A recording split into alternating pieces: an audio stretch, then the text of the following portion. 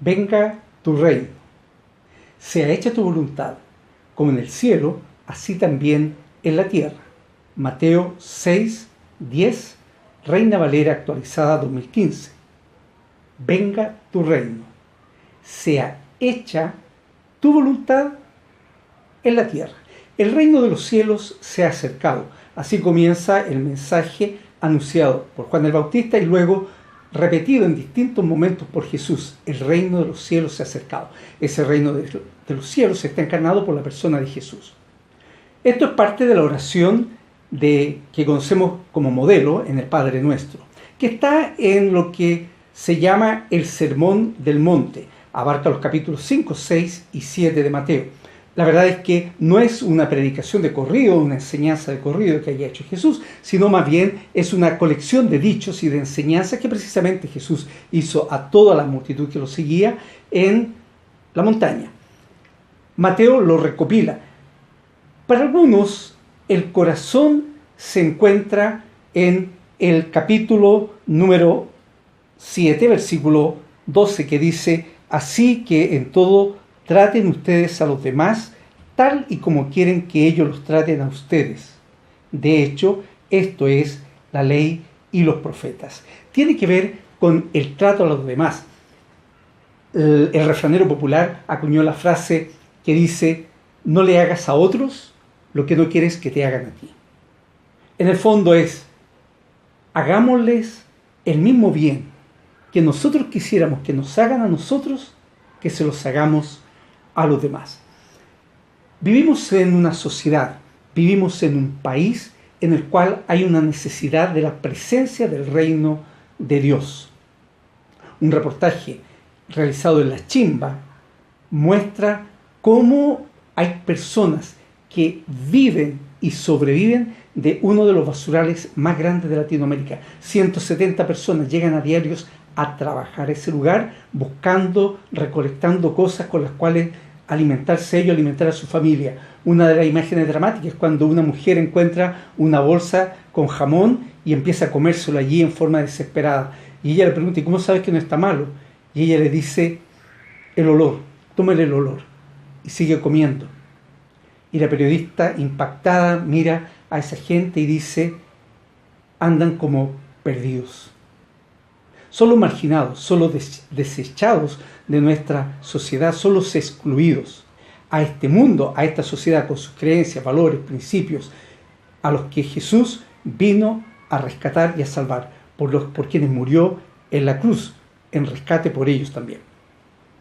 Cuando uno sigue leyendo el concepto de reino en el Evangelio de Mateo, se encuentra que cuando termina el Sermón del Monte, en el capítulo siguiente, cuando termina precisamente este episodio, dice que cuando Jesús terminó de decir estas cosas, la multitud se asombraron de su enseñanza.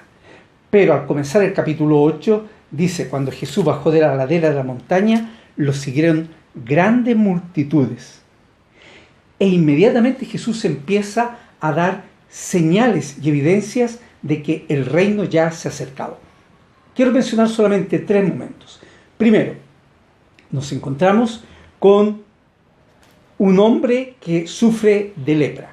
El leproso en ese tiempo estaba excluido de la vida en comunidad. No solamente vivían apartados en lugares lejanos, sino que además un leproso no participaba de la vida religiosa, la vida cultural, porque era considerado impuro, inmundo.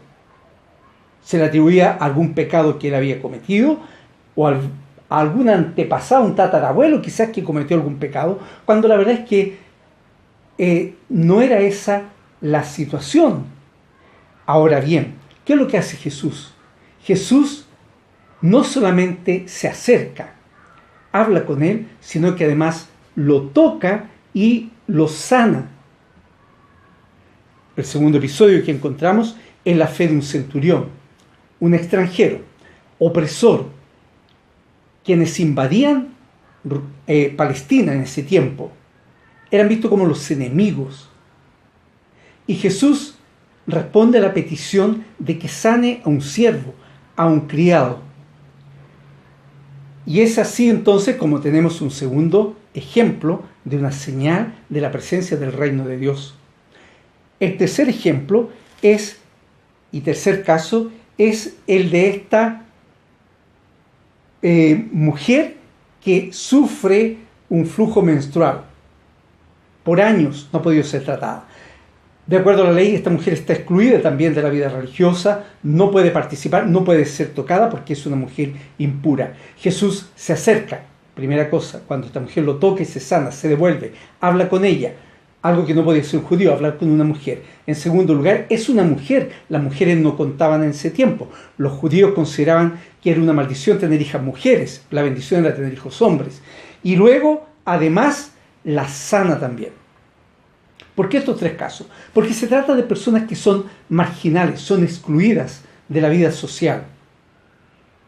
Un leproso, un extranjero y una mujer.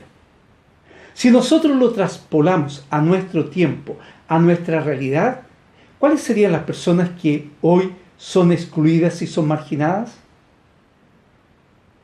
Tenemos a los pobres, que son excluidos y son marginados. Las personas que no tienen acceso a una salud digna son excluidos, son marginados. Las personas que no tienen la oportunidad de educarse, de estudiar, porque no tienen un acceso equitativo a la educación y no tendrán posibilidad de salir, son los marginados, los excluidos. Las minorías étnicas, las minorías sexuales, es decir, existen los migrantes, es decir, tenemos muchos grupos hoy en día de personas que son excluidas, son marginadas. Podemos tener a lo mejor prejuicios, puntos de vista, pero la señal que nos da Jesús, el ejemplo que nos da Jesús es que el reino de los cielos ha llegado para ellos. Y dice la oración que debemos pedir: venga tu reino, sea hecha. Alguien tiene que hacer esa voluntad. Jesús ya no está aquí presente para hacerlo Él, pero en este tiempo, en nuestra realidad actual, somos nosotros quienes tenemos que hacer eso. Cuando termina, más adelante, dice que esta serie de episodios que ustedes pueden leer en el capítulo 8 y 9, dice al final del capítulo, versículo 35, Jesús recorría todos los pueblos y aldeas enseñando en las sinagogas. Jesús enseñaba, salió hacia afuera a enseñar, anunciando las buenas nuevas del reino. Salió a anunciar estas buenas noticias del reino y sanando toda enfermedad y toda dolencia. Enfermedades, dolencia. Hay mucha gente que está dolida, que está dañada, que está resentida, que está amargada, que se siente frustrada, que se siente imposibilitada de salir adelante en la vida. Son los grupos marginales, son los excluidos, son los desechados de nuestra sociedad. Y aquí es donde viene lo interesante. Dice que Jesús tuvo compasión de ellas porque estaban agobiadas y desamparadas como ovejas sin pastor. La palabra compasión que se usa aquí es una palabra que en griego significa sentir un dolor aquí adentro, en las entrañas, en lo más profundo del ser. Es un sentimiento de dolor frente a las carencias, frente al sufrimiento del ajeno, del otro, del prójimo. Y dijo Jesús: la cosecha es abundante, pero son pocos los obreros. Pídanle, por tanto, al Señor de la cosecha que envíe obreros a su campo. No se refería solamente en ese tiempo, se refería también al tiempo presente, ahora. Y adivina quién. ¿Quién es el obrero? ¿Quiénes somos los obreros en este tiempo? Nosotros. Entonces, somos nosotros los que tenemos que ir y ocuparnos en lo que el Señor ponga en nuestro corazón, hacerlo a nivel personal. Involucrarnos en algún grupo, sea cristiano o no cristiano, donde podemos atender y ayudar a esas personas. Quizás se abra la oportunidad a través de eso, de que yo pueda compartirles quién es Jesús.